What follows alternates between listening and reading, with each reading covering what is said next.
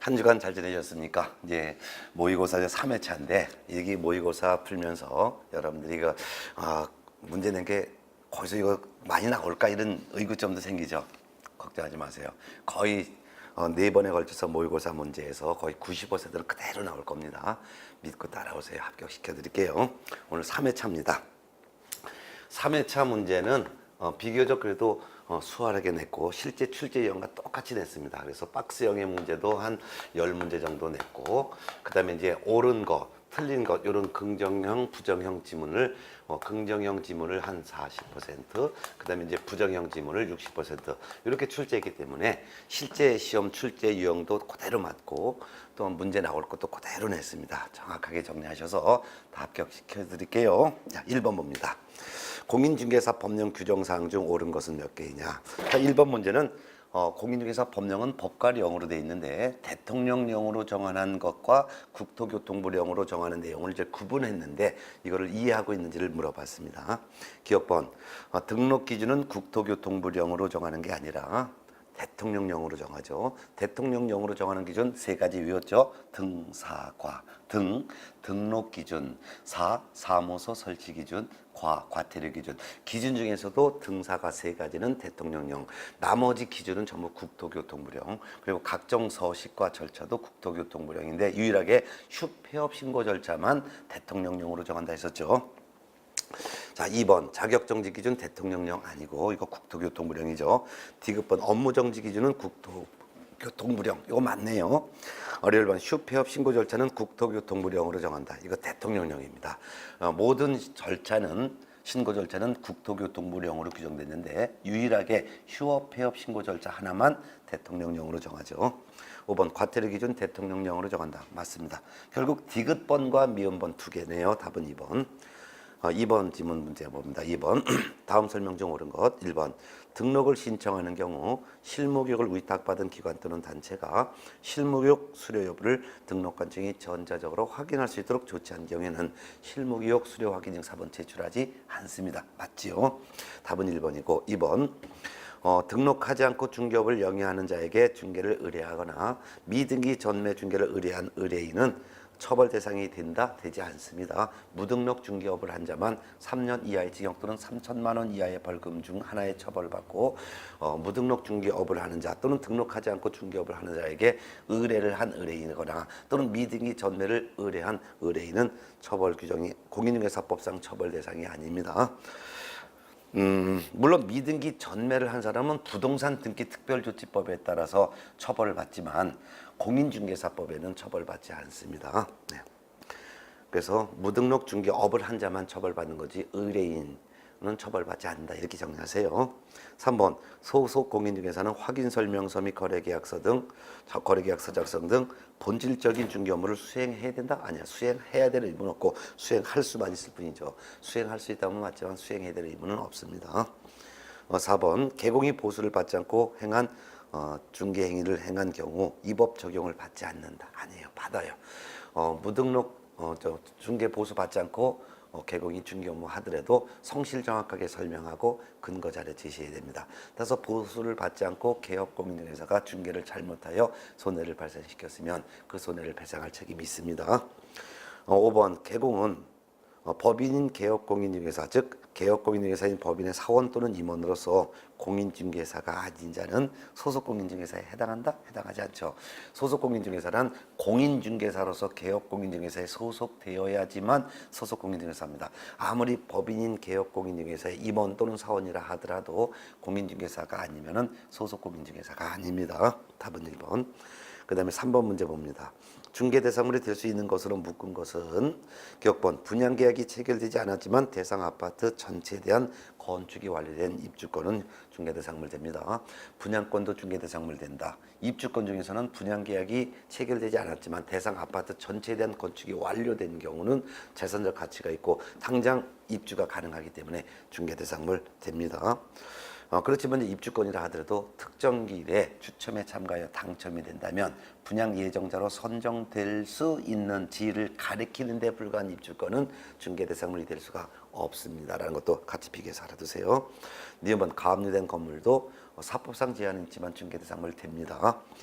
디귿번 주택이 철거될 경우 일정한 요건하에 택지개발지구 내 이주자 택지를 공급받을 수 있는 지위, 즉 대토권은 어떤 토지인지 알 수 없으므로 중개대상물이 될 수가 없습니다. 그리고 1번 상속된 토지도 중개대상물 되죠. 상속받은 토지 대파할 때 중개할 수가 있으니까 이건 5. 몇 영업용 건물의 영업시설, 비품 등 유형의 재산을 같이 상가권리금이죠. 중개대상물 될 수가 없습니다. 결국 중개대상물이 될 수 있는 것은 기영, 니은, 리을. 답은 3번이 되겠네요.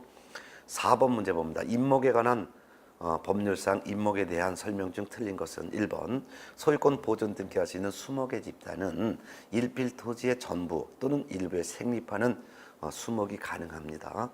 수종 수량도 제한 없습니다. 옳은 질문. 2번 임목이 토지 소유자에 속하는 경우 토지 소유권의 처분의 효력은 임목에 미치지 않습니다. 맞죠? 따라서 토지와 임목이 동일한 소유자에 속했다가 토지만 처분함으로써 토지 소유자와 임목 소유자가 다르게 됐을 때는 토지 소유자는 임목 소유자에게 지상권을 설정한 것으로 봅니다. 옳은 질문이고 3번 임목을 목적으로 하는 저당권의 효력은 임목을 베어낸 경우에도 그 토지로부터 분리된 수목도 저당권 효력 미칩니다. 맞죠? 4번 지상권자에 속하는 임목이 저당권의 목적이 되어 있는 경우에는 지상권자는 저당권자의 승낙 없이 그 권리를 포기하거나 지상권 계약을 해지할 수 있다 없습니다. 저당권자 동의 없이 지상권 포기도 할 수 없고 지상권 계약을 해지할 수가 없습니다. 만일 저당권자 동의 없이 임목 소유자이면서 또한 지상권자가 지상권을 포기해버리면 임목의 가치가 푹 떨어지죠.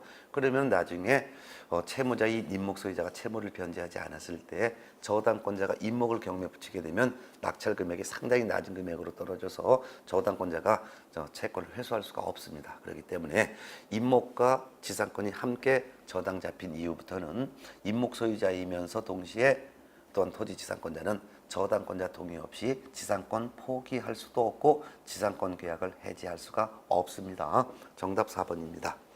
5번 임목의 경매 기타 사유로 인하여 토지와 임목이 각각 다른 소유자에 속하게 되는 경우에는 토지 소유자는 임목 소유자에 대해서 지상권을 설정한 것으로 보죠. 맞습니다. 자, 5번 문제. 공인중개사 정책심의위원회에 관한 설명 중 옳은 것을 모두 골라봅니다.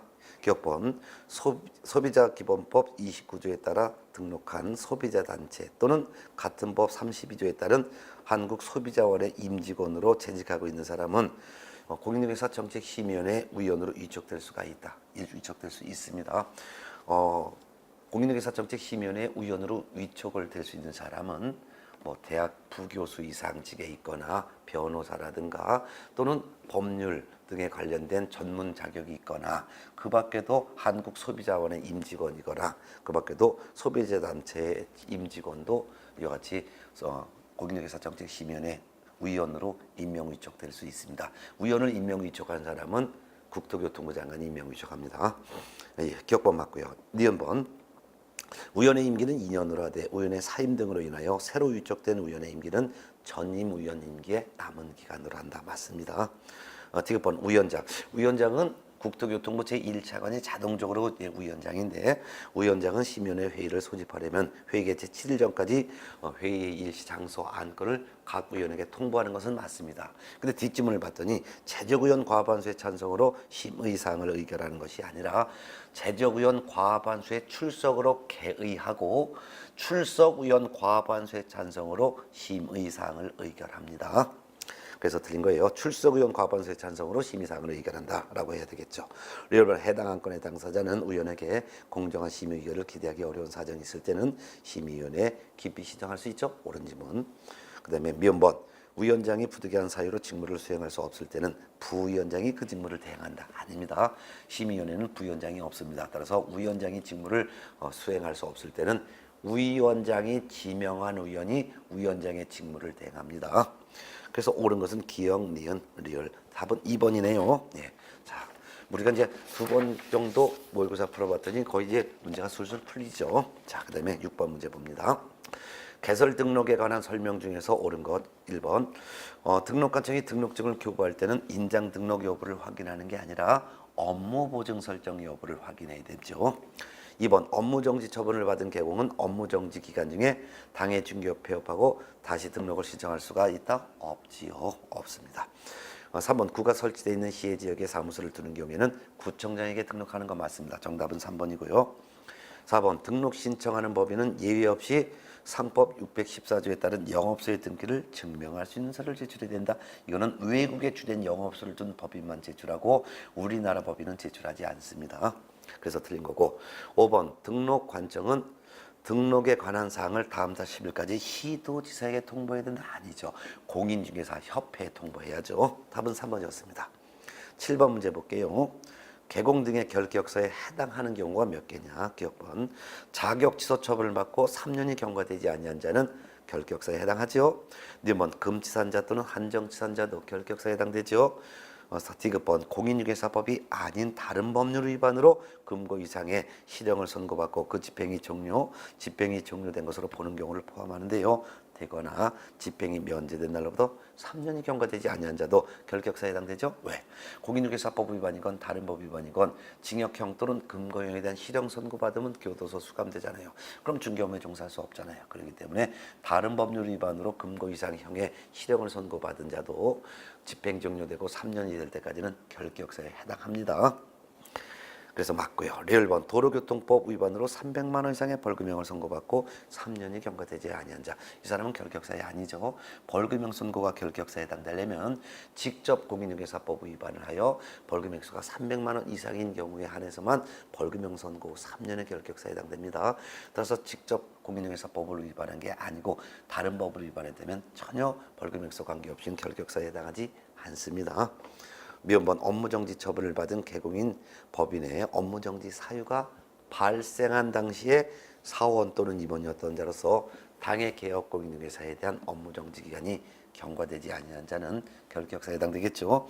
결국 결격사에 해당하는 사람은 기역, 니은, 디귿, 그 다음에 미음 해서 총 4개가 되겠죠. 리을번을 뺀 나머지 기역, 니은, 디귿, 미음 4개.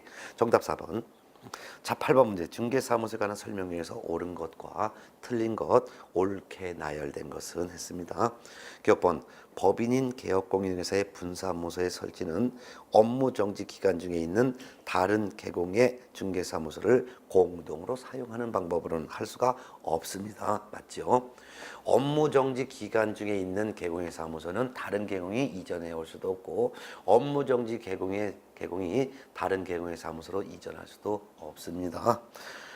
기억번 옳은 말이긴 해요. 니은 서류 송부 요청을 받은 이전 전에 등록관청이 이전 후에 등록관청에 송부해야 하는 서류에는 이전 신고를 한 개업공인중개사의 중개사무소 등록증이 포함된다.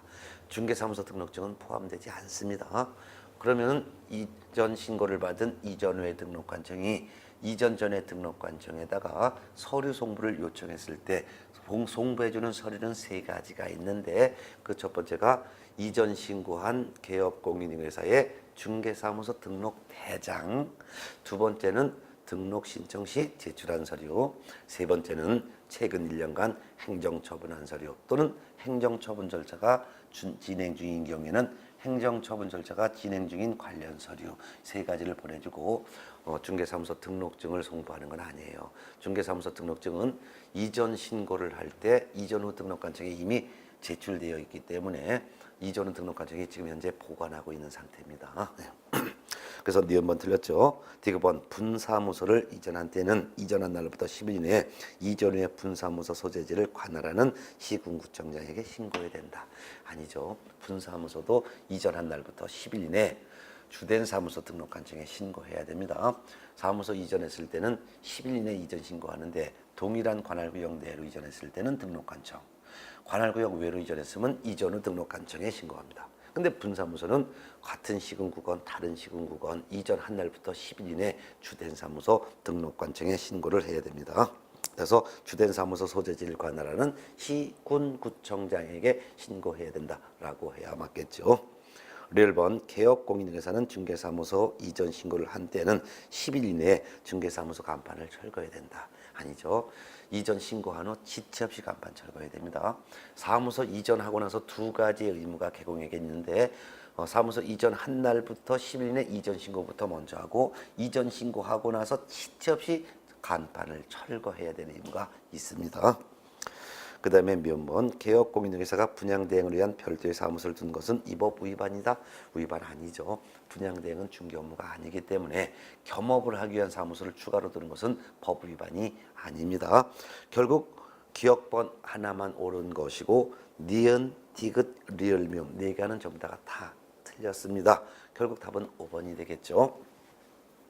9번 문제 보겠습니다. 중개사무소에 관한 설명 중 가장 옳은 것은 1번 개업공인중개사인 법인이 분사무소를 설치하고자 신고서를 제출할 때 법인 등기 사항 증명서는 필수 제출 서류가 아닙니다. 맞습니다. 법인이 등록 신청할 때건 또는 법개공이 된 다음에 추가로 분사무소 설치하여 신고할 때건 국가기관이 발급하는 자격증사본, 법인 등기 사항 증명서, 건축물 대장 요 세 가지는 일체 제출하지 않습니다. 이는 등록 신청을 받은 등록관청이 또는 분사무소 설치 신고받은 등록관청이 직접 확인을 해야 되기 때문이죠. 정답은 1번이네요. 2번 A 공인중개사인 개업공인중개사와 B 법인인 개업공인중개사는 중개사무소의 공동사용이 금지되어 있다. 금지되어 있지 않습니다. 개공의 종별이 다르다 하더라도 공동사용할 수 있습니다. 2번 그 다음에 3번 질문 A 공인중개사인 개공과 B 부칙 6조 2항에 규정된 개공은 종별을 달리하고 있기 때문에 중개사무소 공동사용 금지되어 있다. 공동사용 금지되어 있지 않습니다. 공동으로 사용하는 데 대해서는 종별이 같건 다르건 면적 제한 아무것도 없습니다. 단지 업무정지 기간 중에만 공동사용이 제한될 뿐 그 외에는 공동사용 제한은 아무것도 없습니다. 4번 개업공인중개사는 업무정지 중인 개업공인중개사의 중개사무소 이전하여 공동으로 사용할 수 있다? 없다 그랬죠. 그래서 업무정지 중에만 사무소를 공동 사용할 수 없고 그 외에는 제한이 없습니다. 5번 중개법인이 분사무소를 설치하고자 등록관청에 신고서를 제출할 때 업무보증 설정을 증명하는 서류는 제출 서류가 아니다. 제출 서류 맞습니다. 분사무소 설치 신고할 때는 분사무소 설치 신고서에 세 가지 서류를 첨부합니다. 첫 번째는 책임자의 실무교육 이수학 인증 4번, 두 번째는 분사무소 건물에 대한 사용권을 확보한 서류, 세 번째는 분사무소의 업무보증 설정 증명 서류 세 가지 제출합니다. 따라서 업무보증 설정 서류는 제출 서류입니다. 결국 옳은 것은 1번이 됩니다. 10번 문제 봅니다. 중개계약에 관한 설명으로 옳은 것, 틀린 것, 바르게 표시한 것. 기억번 일반 중개계약은 표준소식을 정하고 있으므로 개공은 표준소식 사용해야 된다. 틀린 질문이죠. 일단 일반 중개계약은 표준소식이 정해져 있는 건 맞습니다. 그렇지만 그 표준소식을 사용할 의무는 없습니다. 자, 그 다음에 2번 전속중개계약은 표준서식을 정하고 있으므로 개공은 표준서식 사용해야 된다. 맞습니다. 전속중개계약 표준서식이 지금 정해져 있고 전속중개계약을 체결하는 개공은 반드시 전속중개계약서를 사용하여 의뢰인에게 교부하고 전속중개계약서를 3년간 보존도 해야 될 의무가 있습니다. 이를 위반하면 업무정지 처분받을 수가 있습니다. 니은번은 옳죠. 디귿번 전속중개계약을 체결한 중개의뢰인이 그 유효기간 내에 전속개업공인중개사가 소개한 상대방과 당해개업공인중개사를 배제하고 직접 거래한 경우에는 중개보수의 50%에 해당하는 위약금을 지불해야 된다. 50%가 아니라 전속중개의뢰인은 그가 지불해야 하는 중개보수만큼의 위약금을 개업공인중개사에게 지불해야 됩니다. 50%가 아니라 중개보수만큼의 위약금을 지불해야죠. 그 다음에 1번 전속중개계약서상 중개의뢰인은 개업공인중개사의 확인설명 의무를 이행하는 데 협조해야 함을 명시하고 있습니다. 이거 옳은 지문이죠.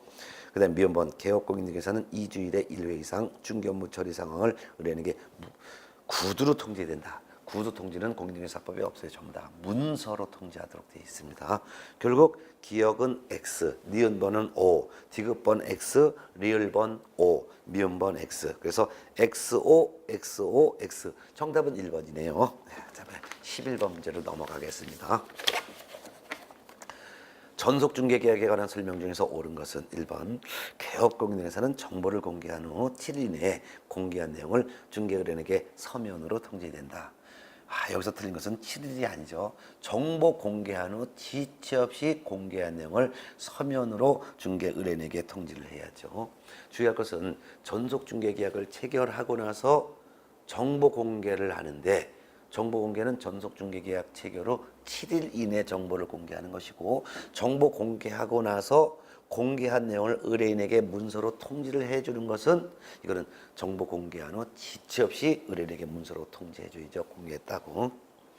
2번 개업공인 등에서는 저당권자의 성명 등 인적사항에 관한 정보를 공개하여서는 안 되죠. 맞습니다. 개업공인 등에서는 저당권, 전세권, 소유권 등 권리관계는 공개해야 합니다. 그렇지만 각 권리자의 성명, 연락처, 주소, 인적사항에 관한 정보는 절대로 공개하면 안 되는 거죠. 옳은 질문입니다. 답은 2번. 3번 임대차에 관한 전속중개계약의 경우 공시지가는 필수 공개사항이다. 아니죠. 공개하지 아니할 수 있죠. 그렇기 때문에 임의 공개사항입니다. 공개하지 아니할 수 있습니다. 따라서 임의 공개사항입니다. 4번 전속중개 의뢰인이 그 유효기간 내에 스스로 발견한 상대방과 직접 매매계약을 체결한 경우 그 매매계약은 무효가 된다? 아니죠. 유효가 됩니다. 다만 중개보수의 50% 범위 안에서 소요된 비용을 개업공인중개사에게 지불은 해야 합니다. 그렇지만 그 계약은 유효합니다. 왜? 계약은 계약 당사자 간의 의사표시가 합치되면 계약은 성립하고 계약의 효력이 발생하기 때문이죠. 5번 중개 의뢰인이 전속 중개 계약의 유효기간 내 스스로 발견한 상대방과 거래한 경우 중개 보수의 50%를 개업 공인중개사에게 지불해야 된다. 틀렸죠. 중개 보수 50%를 지불해야 되는 것이 아니라 중개 보수 50% 범위 안에서 소요된 비용을 개업 공인중개사에게 지불해야죠. 결국 옳은 것은 2번입니다. 12번 문제 봅니다. 부동산 거래 정보망에 대한 설명 중 옳은 것은 1번 국토교통부 장관은 개업 공인중개사와 중개 의뢰인 상호 간에 부동산의 매매 등에 관한 정보의 공개와 유통을 촉진하고 공정한 부동산 거래 질서를 확립하기 위해서 부동산 거래 질서를 유통질서 확립하기 위해서 부동산 거래 정보망을 설치 운영할 자를 지정할 수 있다. 다 맞는데 앞에가 들었죠. 국토교통부 장관은 개업공인중개사와 중개의뢰인 상호간 하면 틀리고 개업공인중개사 상호간이라고 해야죠. 그래서 국토교통부 장관은 개업공인중개사 상호간에 부동산의 매매 등에 관한 정보의 공개와 유통을 촉진하기 위해서 부동산 거래 정보망을 설치 운영할 자를 지정할 수 있다라고 해야죠. 개업 공인중개사 상호간입니다. 정보망에 정보를 띄우는 개공과 공개된 정보를 본 다른 개공이 서로 상호간입니다. 개공상호간. 2번 지정을 신청하는 자는 500명. 물론 가로 열고 그중 둘 이상의 시도에서 각각 30명 이상의 공인중개사로부터 그 부동산 거래 정보망의 가입 이용 시정을 받아야 한다. 숫자는 다 맞는데 공인중개사로부터 가입 이용 시정을 받는 것이 아니라 개업 공인중개사로부터 가입 이용 시정을 받아야 합니다. 3번 지정을 신청하는 자는 운영규정을 정하여 지정권자의 승인을 받아야 한다. 지정을 신청하는 자가 아니라 지정을 받은 자는 이라고 해야죠. 지정을 받은 자는 지정을 받은 후 3월 이내에 운영규정을 정하여 국토교통부 장관의 승인을 얻어야 합니다. 4번 지정을 신청하는 자는 확보한 공인중개사 자격증 4본을 지정권자에게 제출해야 됩니다. 이게 답이죠. 정답은 4번. 5번 거래정보사업자는 중개 의뢰인으로부터 공개 의뢰받은 정보에 한하여 이를 공개해야 된다. 아니죠. 정보망에 정보를 띄워달라고 부탁한 사람은 오직 누구가만 정보 부탁하는 거예요? 공개해달라고? 개공이죠. 그렇죠. 그래서 중개 의뢰인으로부터가 아니라 개업 공인중개사로부터라고 해야 되겠죠. 예. 자, 그래서 옳은 것은 4번이고요. 그 다음에 13번 문제 봅니다. 중개대상물 확인 설명에 관한 내용으로 옳은 것 1번 개업 공인중개사가 중개대상물에 대해서 성실 정확하게 확인 설명하지 아니한 경우 등록관 측은 업무정지 처분을 할 수 있다가 아니고 이거는 500만 원 이하의 과태료를 부과한다 해야죠. 참고적으로 소속 공인중개사가 성실 정확하게 설명하지 않거나 설명할 때 근거자를 제시하지 않고 설명한 소속 공인중개사에 대해서는 6월 범위 안에서 자격정지 처분을 할 수가 있습니다. 그렇지만 개업 공인중개사는 이율을 위반했을 때 500만 원 이하의 과태료가 부과됩니다. 2번 중개업무를 보조한 보조는 확인 설명서에 서명 및 날인할 의무가 있다? 없습니다. 당해 중개행위를 한 소속 공인중개사는 개업 공인중개사와 함께 확인 설명서 및 거래계약서 두 가지 서류에 서명 및 날인 의무가 있으나 중개보조는 아무리 업무를 보조했다 하더라도 전혀 중개보조는 서명 및 날인의 의무가 없습니다. 그 다음에 3번 개업공인중개사는 매도 의뢰인이 중개대상물 상태에 관한 자료 요구에 불응한 경우에는 그 불응한 사실을 매수 의뢰인에게 설명도 하고 확인 설명서에 기재해야 된다 맞죠? 정답은 3번. 4번 법개공의 분사무소에서 작성하는 확인 설명서에는 대표자 및 책임자가 함께 서명 및 날인하여야 한다. 대표자는 서명 및 날인 의무가 없죠. 분사무소니까 책임자가 서명 및 날인해야 됩니다. 대표자는 서명 및 날인 의무가 없습니다. 그래서 분사무소에서 작성하는 확인 설명서와 거래계약서에는 책임자만 서명 및 날인 의무가 있고 대표자는 서명 및 날인 의무가 없다는 거 잘 기억해 두세요. 5번 개업 공인중개사가 공동으로 중개하는 경우에는 거래 당사자에게 확인 설명하는 의무가 있다? 아니죠. 공동 중개한다 하더라도 매수인, 임차인 등 권리를 취득하려는 중개 의뢰인에게 확인 설명할 의무가 있습니다. 매도인은 아니에요. 임대는 아니에요. 매도인, 임대인은 자기 거라 더 잘 알기 때문에 굳이 설명할 필요가 없는 것입니다. 정답은 3번. 14번 문제 볼게요. 주거용 건축물의 중개대상물 확인 설명서 작성 방법에 관한 설명이다. 옳은 것은 1번 중개대상물 확인 설명서에 거래 당사자는 서명 및 날인해야 된다. 아니죠. 거래 당사자는 서명 또는 날인해야 한다. 개업 공인중개사와 당해 중개행위한 소속 공인중개사는 함께 서명 및 날인해야 된다. 그렇지만 거래 당사자는 서명 또는 날인해야 된다. 구분하세요. 자, 2번 중개보수 기재할 때 부가지세를 포함한 금액을 기재해야 된다. 아니죠. 부가지세는 특약이 없는 한 제외한 금액을 기재해야 됩니다. 부가지세가 포함되는 것은요. 부동산 거래 신고 등에 관한 법에서 부동산 거래 신고할 때 실제 거래 가격을 신고할 때 입주권과 분양권에 대한 실제 거래 가격 신고할 때는 부가지세를 포함한 금액을 신고하는 것이고요. 그 외에는 원칙적으로 부가지세를 포함하는 것이 아니라 전부 다 제외합니다. 그래서 토지 건물에 대한 부동산 거래 신고할 때도 부가지세를 제외한 금액을 신고하고 또한 중개대상물 확인 설명서에 이때 중개보수 계산할 때도 부가지세를 제외한 금액, 즉 부가지세를 포함하지 않은 금액에 이와 같은 중개보수 금액을 기재해야 합니다. 3번 건폐율 상한 및 용적률 상한은 토지 이용계획 확인서를 확인하여 개공의 기본 확인사항에 기재한다. 기본 확인사항에 적는 건 맞아요. 그렇지만 건폐율 상한, 용적률 상한은 그 지역 시군 조례를 확인하여 기재합니다. 토지 이용계획 확인서가 아니라 시군 조례입니다. 그 다음에 4번 실제 권리관계 또는 공시되지 않은 물건에 관한 권리는 개공이 매도인에게 자료를 요구하여 확인한 사항을 개공 세부 확인사항에 기재해야 된다. 세부 확인사항에 기재하는 건 맞지만 매도인 등에게 자료를 요구하여 기재하는 것이 아니라 이거는 매도인, 임대인 등이 개공에게 고지한 사항을 기재합니다. 즉 매도인, 임대인이 실제 권리자가 별도로 있습니다 라고 고지했거나 또는 등기되지 아니한 유치권자의 공사대금 얼마입니다 라고 매도인, 임대인이 개공에게 고지한 사항. 정원수, 정원석은 안 팔 것입니다 라고 매도인, 임대인이 개공에게 고지한 사항을 적습니다. 그 다음에 이제 5번 개업 공인중개사는 중개가 완성된 경우 확인 설명서와 손해배상 책임을 보장하기 위해서 설정한 업무보증관계 증서사본을 함께 거래 당사자에게 교부를 해야 됩니다. 맞습니다. 요거 확인 설명서 서식에 올해부터 새로 신설된 내용이기도 합니다. 꼭 알아두세요. 정답 5번입니다. 15번 문제 봅니다. 거래계약서 작성에 관한 설명 중 옳은 것은 모두 몇 개일까요? 기억번 개공은 거래계약서 원본을 5년간 보존해야 된다. 4번을 5년간 보존해야죠. 확인 설명서도 4번을 3년 보존해야 합니다. 전속중개계약서만 원본을 3년 보존해야 합니다. 2번 거래 예정 금액은 필수기재 사항이다. 아니죠. 거래 금액이 필수기재 사항입니다. 3. 디귿번 협회는 거래 계약서에 표준이 되는 서식을 정하여 그 사용을 권장할 수 있다. 아니죠. 표준 서식. 이건 국토교통부 장관이 거래 계약서에 표준이 되는 서식을 정하여 그 사용을 권장할 수 있죠. 리얼번 개업공인중개사가 거래 금액을 거짓으로 기재하면 중개사무소 개설 등록이 취소될 수 있습니다. 그렇지만 행정형벌 받지 않습니다. 맞아요. 행정형벌이란 징역 또는 벌금형을 말합니다. 그래서 개업공인중개사가 거래 금액 등 거래 내용을 거짓 기재하거나 서로 다른 둘 이상의 거래 계약서를 작성했을 때는 등록 취소할 수 있습니다. 그렇지만 징역형 또는 벌금형은 받지 않습니다. 따라서 행정형벌은 받지 않습니다. 옳은 거죠. 결국 옳은 설명은 리얼번 하나밖에 없습니다. 하나인데 답은 2번에 가 있습니다.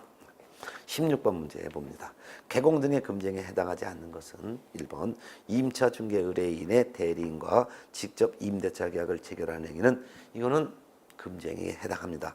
왜냐하면 개업공인중개사 등은 자기 의뢰인과 직접 거래하는 것을 금지합니다. 이때 의뢰인의 범위에는 부동산 소유자 본인과 직접 거래하는 것도 금지하지만 본인의 대리인과 직접 거래하는 것도 그 효과가 본인에게 효력이 미치기 때문에 이같이 의뢰인의 대리인과 직접 임대차 계약을 체결하는 것도 의뢰인과 직접 거래한 것으로 보아서 금지합니다. 2번 입주자 저축 증서의 매매를 업으로 하는 행위, 그 금쟁에 해당하죠. 입주자 저축 증서는 부동산을 분양 또는 임대를 받을 수 있는 그런 증서지만 타인에게 양도가 제한된 증서죠. 그래서 부동산을 분양 임대 받을 수 있지만 남한테 양도가 금지되어 있는 주택청약 통장과 같은 입주자 저축 증서는 매매 교환을 중개하는 것도 금지하고 매매업을 하는 것도 금지합니다. 3번 거래 당사자 일방을 대리하는 행위는 금지하지 않습니다. 거래 당사자 쌍방을 대리하는 행위는 금지하지만 일방을 대리하는 행위는 금지하지 않죠. 그래서 정답은 3번입니다. 4번 임목의 매매를 업으로 하는 행위 금쟁이죠. 임목은 중개대상물이죠. 토지, 건물, 임목, 공장재단, 광업재단 이 같은 중개대상물의 매매업 금지합니다. 5번 양도책이 없는 미등기 전매를 중개하는 행위는 미등기 전매자가 취득세를 탈세하고 투기하도록 조장한 금지행위에 해당합니다. 정답은 3번이죠. 그 다음에 17번 문제로 넘어가겠습니다. 공인중개사 법령에 관한 기술적 틀린 것은 1번 등록 신청 시 첨부하는 서면. 등록 신청 시 첨부하는 서면은 뭐가 있을까요? 일단 실무교육 수료 확인증 4번, 중개사무소 건물 확보 서류, 여권용 사진, 이게 3가지가 되겠죠. 및 업무보증 설정 신고 시 첨부하는 업무보증 설정 증서 4번. 이거 전자문서로 제출할 수 없다? 있습니다. 있다라고 해야죠. 틀린 건 답 1번. 2번 개업 공인중개사 등이 아닌 제3자가 중개행위를 하여 재산상의 손해를 발생하게 한 때는 공인중개사 법령 규정에 따른 손해배상 책임을 물을 수가 없다.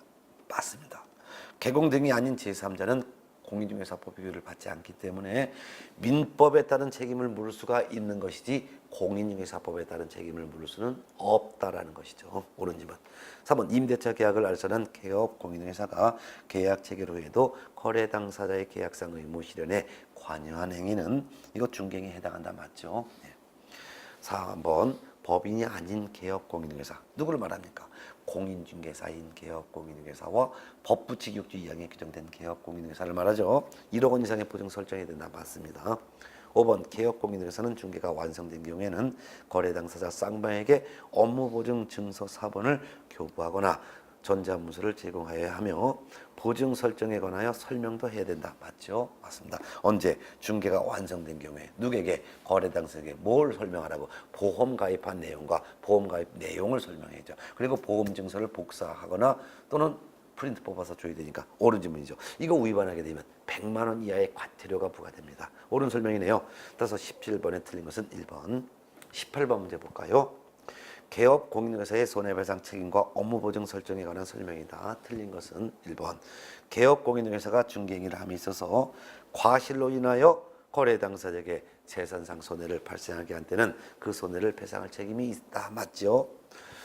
그 다음에 이제 2번 개업 공인중개사가 자기의 중개사무소를 다른 사람의 중개행위 장소로 제공함으로써 거래 당사자에게 재산상의 손해를 발생하게 한 때는 그 손해를 배상할 책임이 있다. 이것도 맞죠?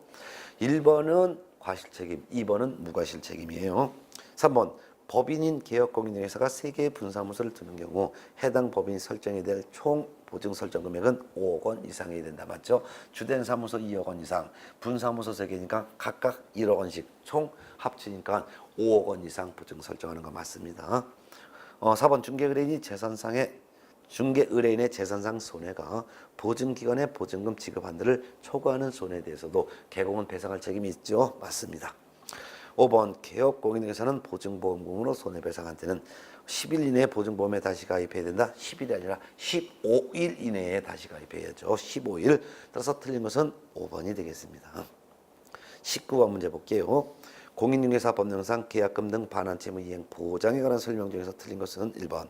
거래 당사자는 계약금 등을 이해해야 될 입법상 의무 없습니다. 맞죠? 개업 공인중개사 자신도 계약금 등을 이해하도록 거래 당사자에게 권고할 의무가 없고 설령 개업 공인중개사가 계약금 등을 이해하도록 거래 당사자에게 권고했어도 거래 당사자는 계약금 등을 이해할 의무가 없습니다. 그렇지만 예치할 수는 있겠죠. 2번 개업공인중개사의 손해배상 책임을 보장하기 위해서 공제사업을 하는 자, 공인중개사 협회를 말합니다. 예치기관이 될 수가 있다. 맞습니다. 예치기관은 제한이 없어요. 3번 부동산 거래계약의 이행을 보장하기 위해서 계약금 등 및 계약 관련 서류를 관리하는 업무를 수행하는 전문회사는 예치명의자가 될 수 있다.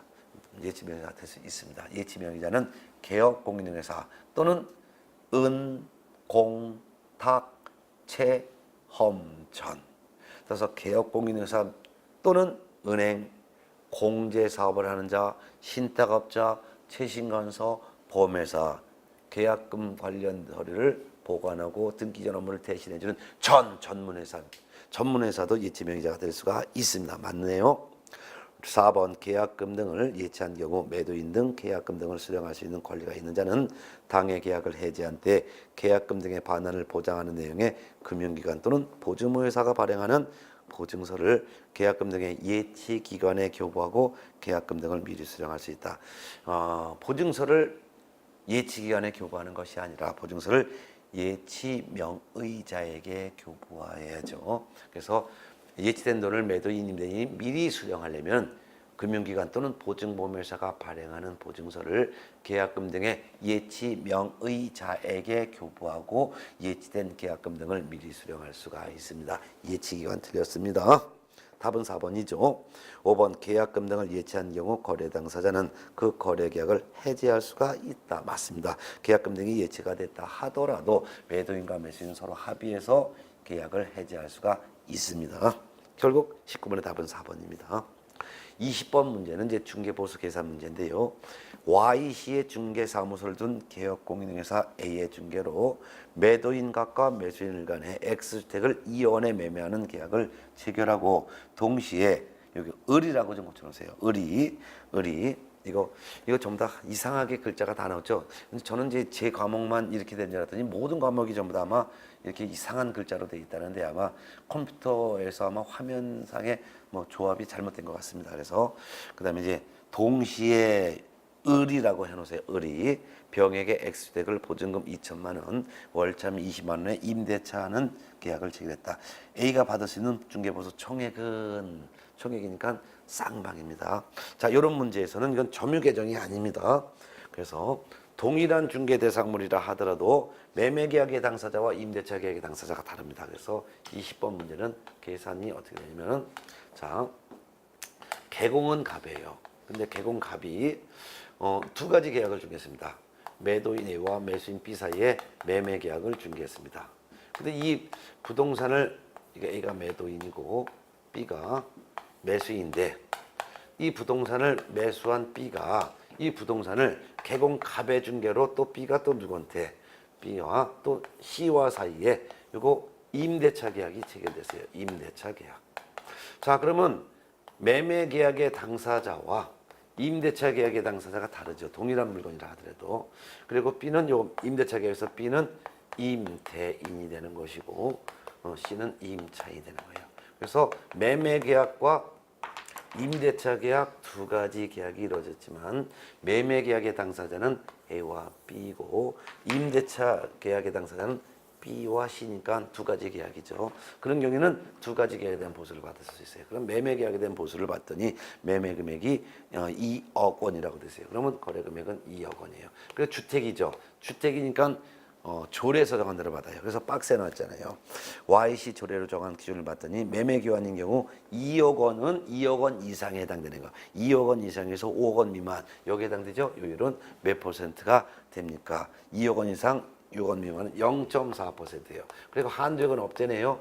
그러면 산출액을 거래 당사진 A, B로부터 각각 받아요. 그러면 2억 곱하기 0.3은 248, 80만 원이 되고 이 80만 원을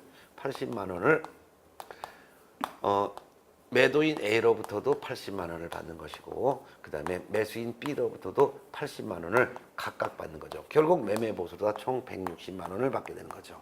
자, 그 다음에 임대차 보수를 보겠습니다. 임대차인 경우 월세로 돼 있잖아요. 보증금은 2천만 원, 월세 20만 원이에요. 그럼 월세가 있는 임대차인 경우 거래 금액은 월세 20만 원 곱하기 100을 일단 해봅니다. 그리고 거기다 보증금 얼마예요? 2천만 원을 더해봐요. 그러면 20만 원 곱하기 100 하면 이건 2천만 원. 2천만 원에다가 보증금 2천만 원을 더하면 얼마가 나와요? 4천만 원. 그럼 월세 곱하기 100 거기다 보증금을 더한 금액이 5천만 원 미만이면 이 금액을 거래 금액으로 인정하는 것이 아니라 다시 계산하는 거죠. 그래서 어떻게 다시 계산해요? 월세 20만 원 곱하기 70을 곱하고 거기에 보증금 2천만 원을 더하는 거예요. 그러면 얼마가 나와요? 자, 20만 원 곱하기 70을 하면 2724, 1,400만 원이 나오죠? 1,400만 원에다가 보증금 2천만 원을 더해요. 보증금 2천만 원을 더하면 거래 금액은 얼마가 나와요? 3,400만 원. 그래서 3,400만 원이 바로 임대차 중개 보수 계산 시 거래 금액이 돼요. 그럼 3,400만 원 조례에서 봤더니 5천만 원 미만이고 요율은 0.5% 이렇게 줘줬죠? 0.5%. 한도액은 얼마나 줬어요? 20만 원.